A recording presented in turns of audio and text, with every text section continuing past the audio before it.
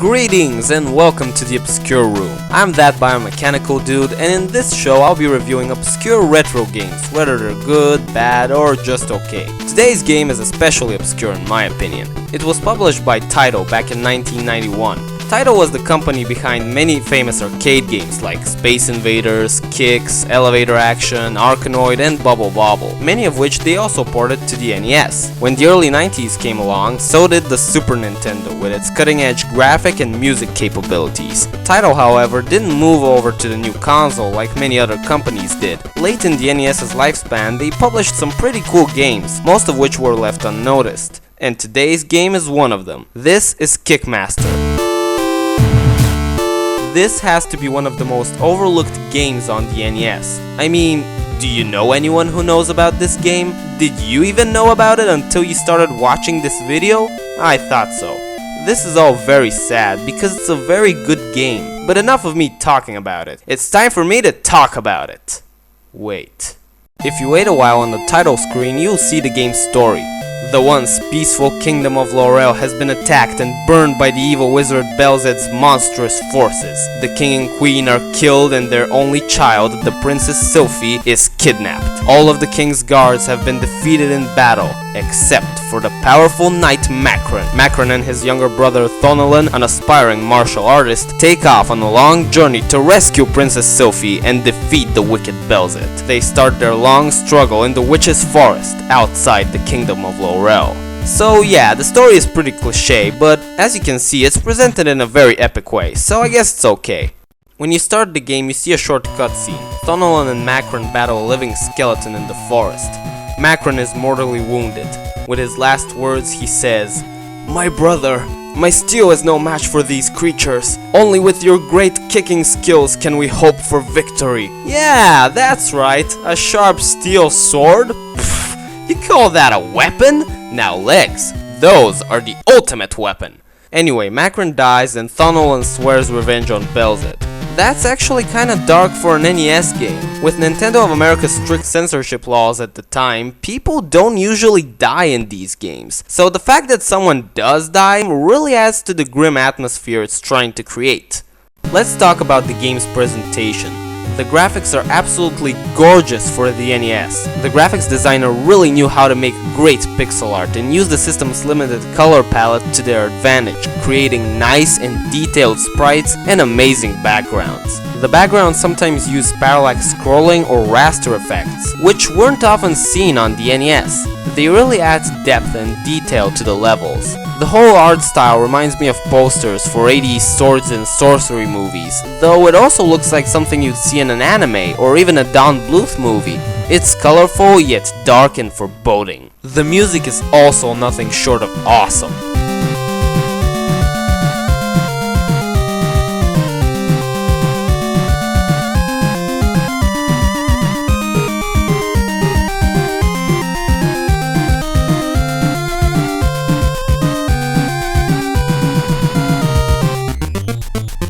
The whole soundtrack has this metal vibe to it, which really helps the atmosphere. All the tracks are catchy and memorable. Also, this one sounds kinda familiar.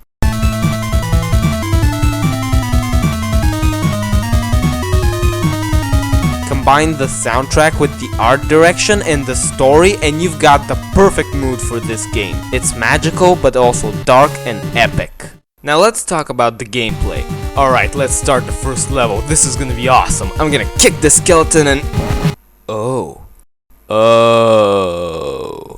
That wasn't supposed to happen. Okay, so the combat may take some time to get used to, especially since your regular kick has a pretty short range, but once you learn how to time your attack, you'll be going through the level with no problems. As you might have guessed, Thonolan is the kickmaster, so obviously you can do a lot of kicks. Your main attack is the regular high kick, you can do a sweep kick while ducking, and pressing up and B does a vertical press kick.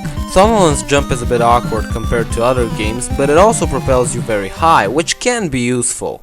With these skills, you go off to fight the enemies. You fight stuff like the aforementioned skeletons, flying grim reapers, reptiles with an axe for a hand, I don't really know what that is, bats, and frogs. At first there is nothing that interesting about their behavior. Some come towards you, some fly towards you, others jump around, etc. Later on, however, you fight stuff like lizards with shields that whip you with their tail, ninjas that charge towards you, wizards that drop sparks, zombies that shoot stuff at you, and holy crap, the chest is trying to eat me! On top of mythical creatures, you have inanimate objects attacking you. And yes, I know it's a mimic, but still. The first level is relatively easy, nothing too dangerous or anything, but then you get to the caverns of no return and the game starts kicking your ass. Come on, let's do this. Oh no! Alright, let's try again. Damn it! Okay, now I'll do it. Alright, screw this, I'm out. Finish the review by yourselves. Well, this game is pretty hard, and with your normal moves, you may never make it to the end. This is where the RPG elements come into place. Every time you kill an enemy, a bunch of items shoot up in the air.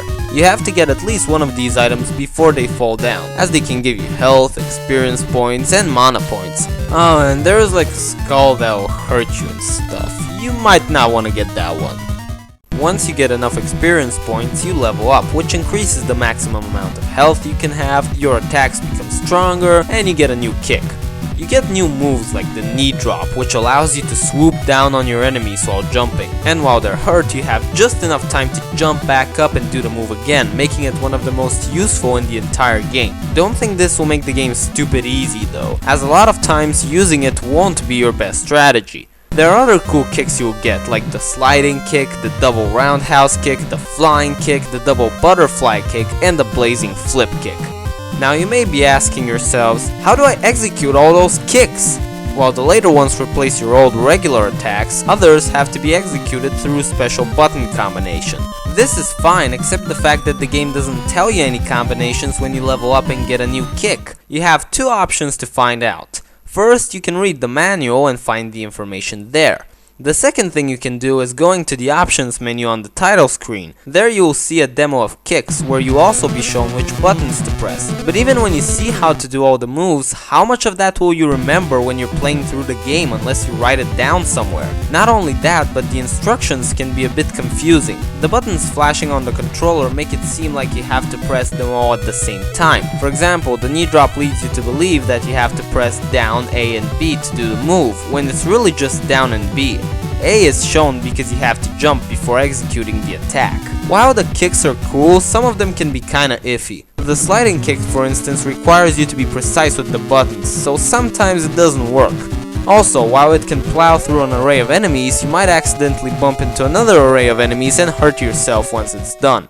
There are also a lot of spells that are either in chests on the ground, appear after a boss, or are hidden somewhere in each level. These are also very useful. There's a spell that can shoot bouncing balls in all 8 directions, spells that restore your health, a spell that can make a twin of you that will attract enemies, a spell that lets you fly for a few seconds, etc. Each spell, however, costs mana points that you will have to collect from the flying items. A lot of times you won't be able to get more than one item, so you'll have to pick whether you want more mana or experience points. This is why you should use your spells wisely, as a lot of them can drain your mana points really fast. If you've watched my previous review, you've probably noticed that I compared this game to Astyanax. Why? Well, both have some interesting similarities. Both are side-scrollers set in a fantasy world. Both have an interesting combat mechanic. Both have RPG elements. Both have a story about a princess who's kidnapped and a hero who has to save her. In both games, the protagonist loses a person who's dear to them. There are some other things too. Like in Astyanax, all the levels, or sectors as they're referred to here, have their own names. While Astyanax has some interesting names for its otherworldly places, the ones in Kickmaster are much more striking and effective. Here you get places like the Witch's Forest, the Caverns of No Return, the Bottomless Crevice, aboard the Ship of Strife, you get the point. Another thing done better here are the cutscenes. Since the story is simple and there is nothing to add to the plot, the game only uses cutscenes in the beginning and ending. It doesn't waste your time and its resources to give you long, drawn-out sequences that feel like they're developing characters when really they're not, and instead tell you stuff you already know and are altogether completely pointless and... Wait, I got sidetracked. Which game was I supposed to be talking about again? Oh yeah, Kickmaster. So yeah, the usage of cutscenes is handled much better here. The bosses and mini-bosses are also cool. You fight mythical creatures like a gargoyle, harpies, a giant octopus, a giant spider with the head of a gremlin, your doppelganger, and this lady who's referred to as Wolf Rider. So, after traversing the entire land, conquering all the challenges, you finally reach the last sector, Belzed's haunted tower. Now, you might think you have mastered the game. You've reached the final level after all. Now, you might be the Kickmaster and you might be able to kick everyone's ass, but know that this game will kick your ass. And it'll kick it so hard it wouldn't even be an ass anymore. Every single skill, kick, and spell you have acquired during the game will be put to the test. Sounds like the quintessential final level, and it pretty much is. There are very few checkpoints, and to get to each one you have to fight a mini-boss, and in between them is an onslaught of enemies and pits. After all, this is mostly a vertical scrolling level, so if you fall to the edge of the screen, you die. So be careful when using that flying kick. The end of the level is when things get incredibly frustrating. You've got a whole bunch of enemies and spikes coming out of the platforms, all the while you're practically showered with these shiny balls. And then you have to fight a flying mini-boss while the balls are still falling. If you have the skill and patience to beat the mini-boss, then all you have to do is break that wall and try not to get hit and you'll face the final challenge.